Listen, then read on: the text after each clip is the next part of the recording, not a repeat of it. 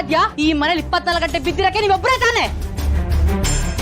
ನಾನು ಸುಮ್ನೆ ಆರೋಪ ಮಾಡ್ತಿಲ್ಲ, ಎಲ್ಲ ತಿಳ್ಕೊಂಡೇ ಮಾತಾಡ್ತಿರೋದು. ಸಿಂಚನಾ, ಏನಮ್ಮ ಮಾತಾಡ್ತಿದ್ಯಾ?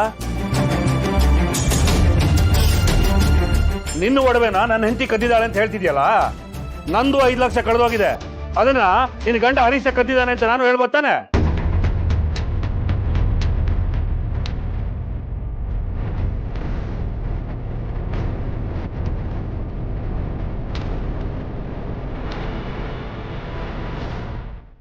ಏನೋ ಇನ್ನು ಮುಖನ ಒಳ್ಳೆ ಗುರು ಅಂತ ಇಟ್ಕೊಂಡಿದ್ಯಾ?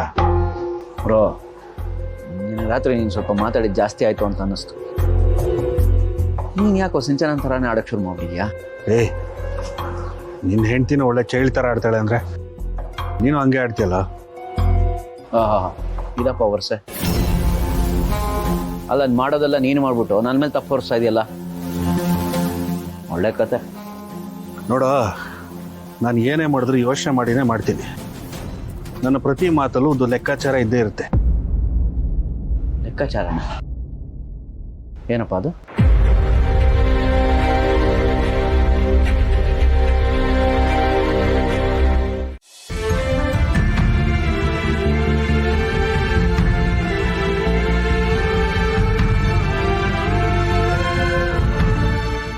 ಸಿದ್ದು ಅವರೇ, ತಿಂಡಿ ತಿನ್ನಿ. ನೀವು ಸರಿಯಾಗಿ ತಿಂಡಿ ತಿಂದು ಎಷ್ಟು ದಿನ ಆಗಿದೆ? ಇದೇನು ಮೇಡಮ್ ಅವರೇ, ನನಗೆ ತಿಂಡಿ ತಿಂದ್ಬಿಟ್ಟು ನಿಮಗೆ ತಗೊಂಬಂದಿಲ್ಲ?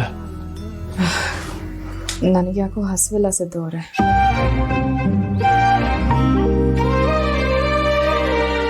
ನಿಮ್ಗೆ ಯಾಕೆ ಹಸಿವಿಲ್ಲ ಅಂತ ನಂಗೆ ಚೆನ್ನಾಗಿ ಗೊತ್ತು ಮೇಡಮ್ ಅವರೇ. ನಿಮ್ಮ ತವ್ರ ಮನೆ ಬಗ್ಗೆ ಯೋಚನೆ ಮಾಡ್ತಿದ್ದೀರ ತಾನೇ? ಅದಕ್ಕೆಲ್ಲ ಬೇಜಾರು ಮಾಡಿಕೊಂಡು ಊಟ ಬಿಟ್ಟರೆ ಆದದೆ. ನೀವೇನು ಬೇಜಾರಾಗಬೇಡಿ, ನಾನು ಇವನಲ್ಲ, ನಾನು ಎಲ್ಲ ನೋಡ್ಕೋತೀನಿ. ಅಕ್ಕದವನು ಭಾವಂತವನು ನಾನು ಮಾತಾಡ್ತೀನಿ, ಸಂತು ಭಾವಂತವನು ನಾನು ಮಾತಾಡ್ತೀನಿ. ಒಟ್ಟಿನಲ್ಲಿ ನಿಮ್ಮ ಮನೆ ಸಮಸ್ಯೆನ ಸರಿ ಮಾಡೋ ಜವಾಬ್ದಾರಿ ನಂದು. ಸರಿಯೇ? ನಿಜವಾಗ್ಲೂ ನೀವು ಅವ್ರ ಹತ್ರ ಮಾತಾಡ್ತೀರಾ?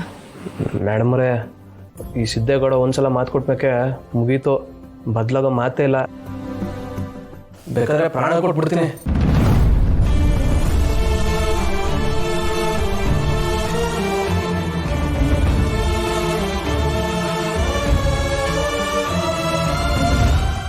ಸಿದ್ದು ಅವರೇ, ನೀವು ಹಾಗೆಲ್ಲ ಮಾತಾಡಬೇಡಿ.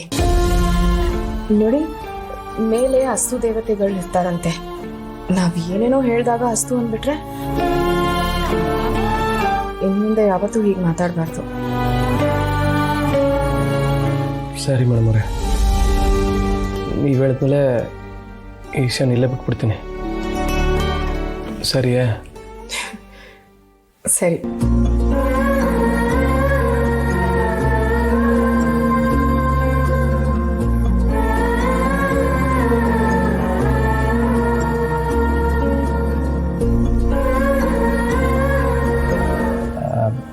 ಮೇಡಮ್ ಅವರೇ, ನೀವೇನು ಅಂದ್ಕೊಳ್ಳಿಲ್ಲ ಅಂದರೆ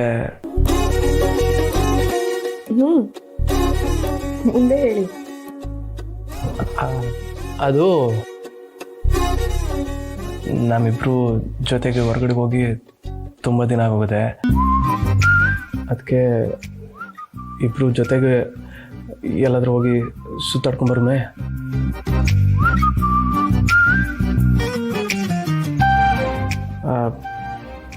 ನಿಮಗೆ ಬೇಡ ಅಂದರೆ ಬೇಡ ಮೇಡಮ್ ಅವರೇ.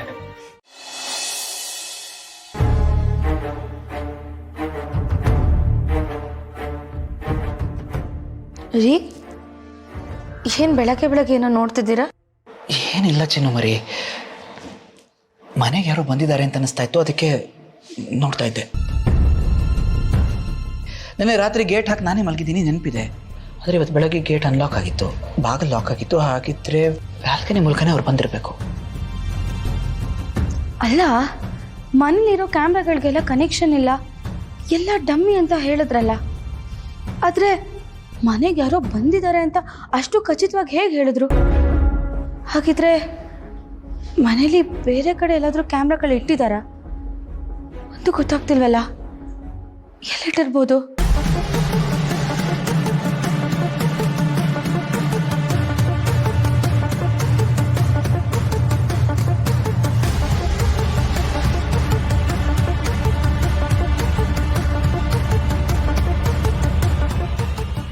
ಅಲ್ಲ, ಅವ್ರು ಹೇಳಿದ ನಿಜ. ಹಾಕಿದ್ರೆ ಟಿ ವಿ ಆನೇ ಆಗ್ತಿಲ್ಲ ಅಂದಮೇಲೆ ಅವ್ರ ಕನೆಕ್ಷನ್ನೇ ಕೊಟ್ಟಿಲ್ಲ.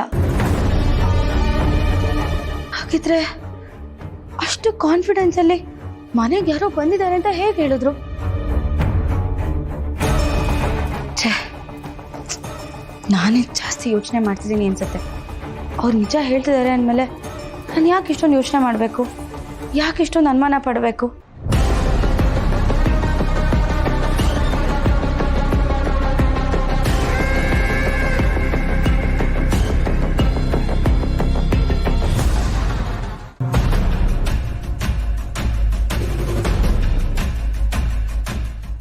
ಅಜ್ಜಿ ರೂಮಲ್ಲೇ ಕ್ಯಾಮ್ರಾ ಇಟ್ಟಿದ್ದಾರೆ ಅಂದಮೇಲೆ ಬೇರೆ ಕಡೆನೂ ಇಟ್ಟಿರೋ ಸಾಧ್ಯತೆ ಇರುತ್ತಲ್ವಾ?